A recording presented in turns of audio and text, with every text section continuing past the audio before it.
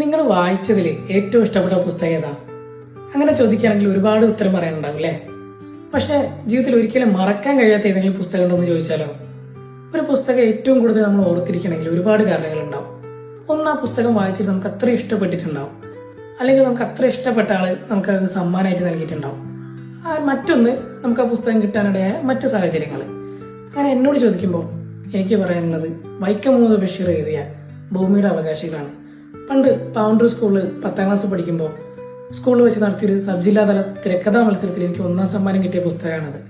അന്ന് ഈ മത്സരത്തിൽ പങ്കെടുക്കാൻ വേണ്ടിയിട്ട് ഏറെ സപ്പോർട്ട് നൽകിയത് അന്നത്തെ മലയാളം മാഷായ ബാലകൃഷ്ണ മാഷാണ്. ഇന്നും വീട്ടിൽ ഈ റൂമിലെ ബുക്ക് ഷെൽഫിൽ ഈ പുസ്തകം കാണുമ്പോൾ ഒന്ന് എടുത്തു നിന്ന് മറച്ചു നോക്കും. വളരെ കുറച്ച് പേജുകളുള്ള ഈ പുസ്തകം ഒറ്റ ഇരിപ്പിൽ വായിക്കാൻ പറ്റും. DC ബുക്കാണ് ഈ ബുക്കിന്റെ പബ്ലിഷർ. അങ്ങനെ നിങ്ങളുടെ ജീവിതത്തിലും പല കാരണങ്ങളുണ്ട് നിങ്ങൾക്ക് ഏറ്റവും മറക്കാനാവാൻ പറ്റാത്ത അല്ലെങ്കിൽ ഏറ്റവും ഇഷ്ടപ്പെട്ട ഒരു പുസ്തകം ഉണ്ടാവില്ലേ? ആ പുസ്തകം ഏതാണെന്ന് ഷെയർ ചെയ്യും.